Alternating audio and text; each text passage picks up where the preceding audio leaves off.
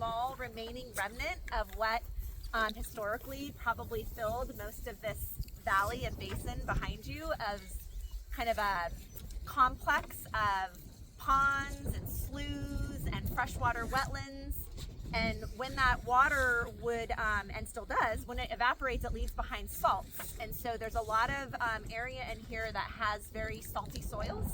And so as a result, we have some salt marsh plants that grow in this area. And some of the meadow that you walk through is got creeping wild rye and other species that are a little bit tolerant of salty soils. And so there was probably hundreds and hundreds of acres of wild rye growing through this valley at one time.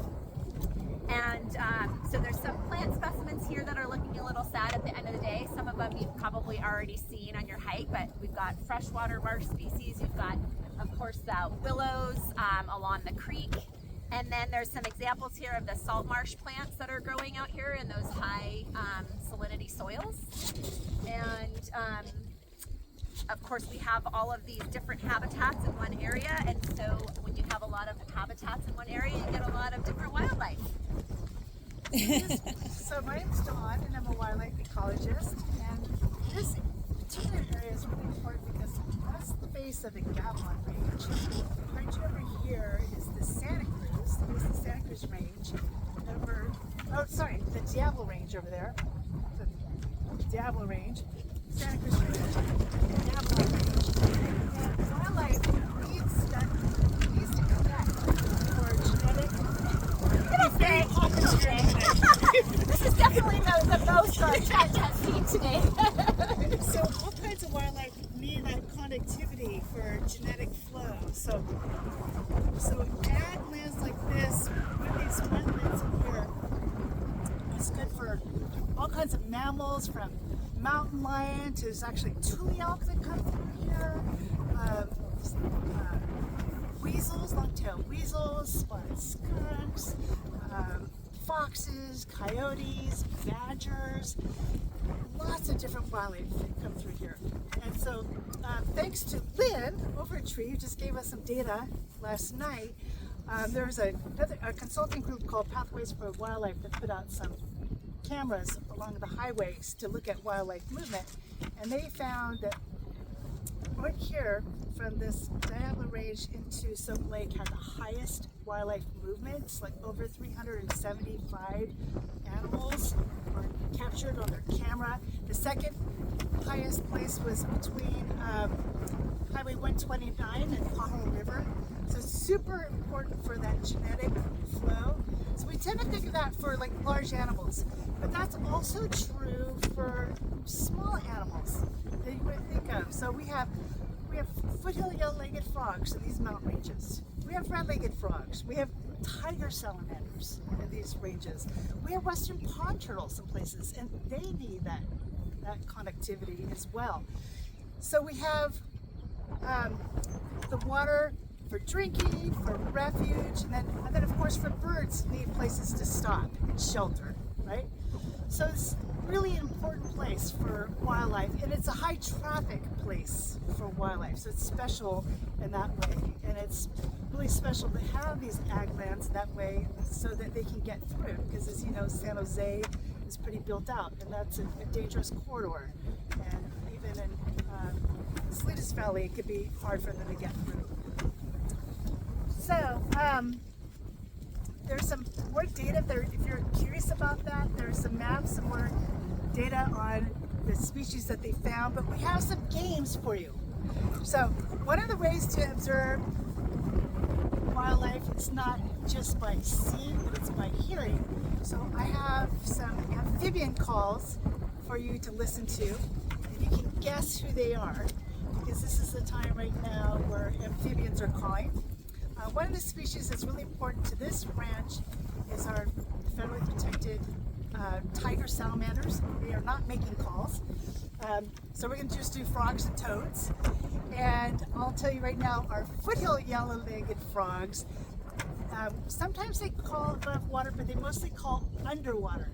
So the species that I'm going to play, and you can guess who they are, your choices are western toad, and they sound like a little bird, California red-legged frog, which is like a little chuckle. Our Pacific tree frogs, which actually make 13 different types of calls, and they're small but they're loud. And our non-native bullfrogs, which we've been playing the tape and they've been calling back to us in here. But our non-native bullfrogs will they'll eat ducklings, they'll eat green chicks, they'll eat California brown towhees, they'll eat turtle hatchlings, they eat other frogs. They were brought here as a food frog, so we don't want the non-native bullfrogs here. And they kind of, the hint is they kind of, to me, sound like an ill cow. You guys can decide if you agree or not. So, I'll play the calls for you. In the meantime, I'm going to also pass around a couple maps. I don't know if they talked about this at the hydrology station, but one map, sorry it's so kind of sad, but there's one picture where you can see the extent of the lake in October and another where you can see it in March.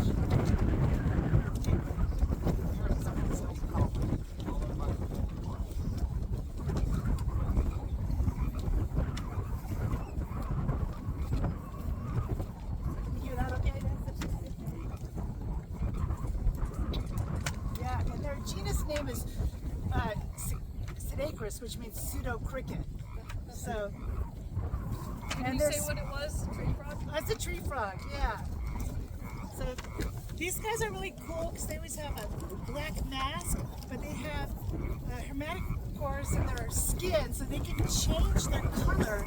They can be green to yellow to gray to bronze. They can also change the texture of their skin.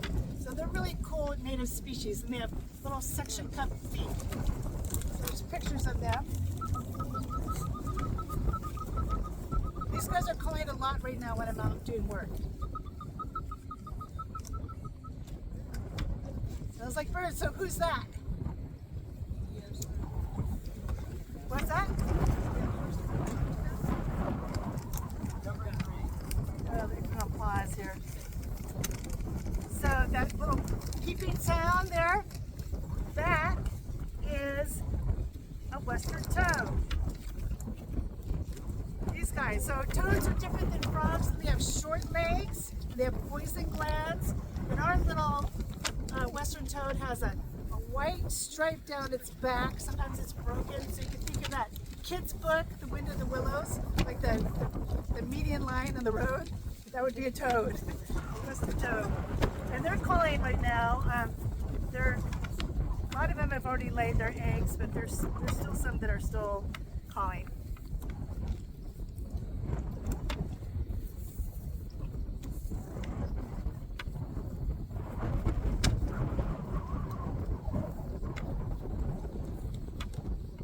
That's not a full call yet.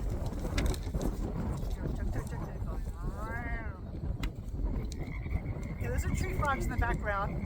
You can hear that deep, like chuk chuk chuk. And look, chuk chuk chuk.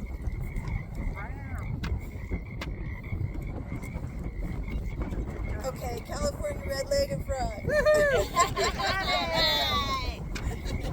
That's a California. So they're federally protected, as is foothill yellow-legged frogs. They're also state protected. And they can move like 2 miles overland.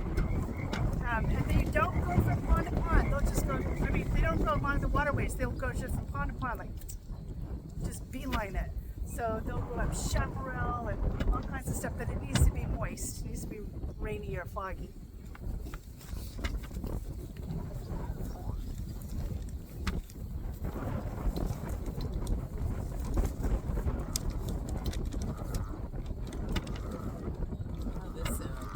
Yeah.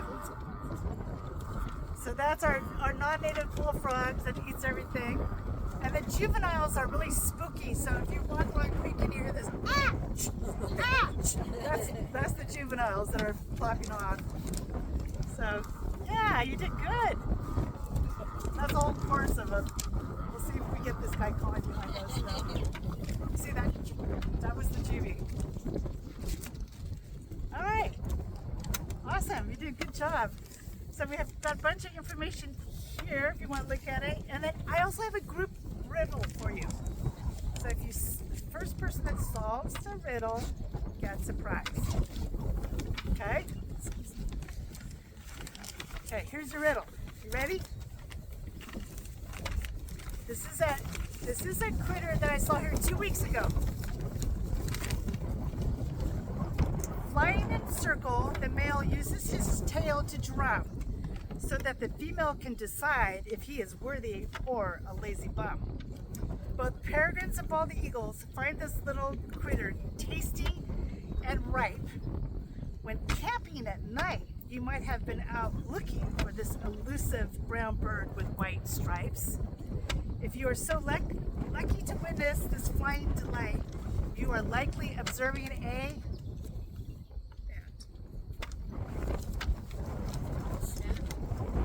what's that? Is it a bat? No, so it would be, so here's the riddle. Both peregrines and bald eagles find this critter tasty and ripe. When camping at night, you might have been out looking for this brown bird with white stripes. If you're so lucky to witness this flying delight, so think about ripe, night, stripes, snipe! Woo! Yay!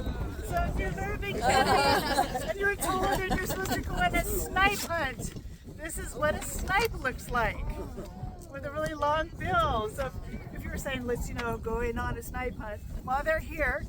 And so what's your name? Richard? Richard. So Richard, you get a prize, but actually you get to share the prize with a group, okay? So Richard's got the prize for you to share with the group. All right. So he's got a little pick-me-up to bring back with you. How do we divide this? And you gotta go, Richard. For your way back, if anybody would like to play some Soap Lake plant bingo, you can have fun learning some native and non-native plants on your walk back to lunch. And someone was asking if you know of any rare plants in the system here. Yes, there are rare plants in this system, and I wrote them down. Where did that come from? Downingia. There's it starts with an E, and I can't think of it right now. Look at my plant list. But yeah, because of the alkali soils, Okay. there are quite a few rare plants in this area. You were asking about the rare plants. Rare plants? right? Yeah. Sorry, I didn't hear that. I will look them up because I can't remember all the You guys names. need another one? So there are some. Oh yeah. Do you need more chocolate? Because of the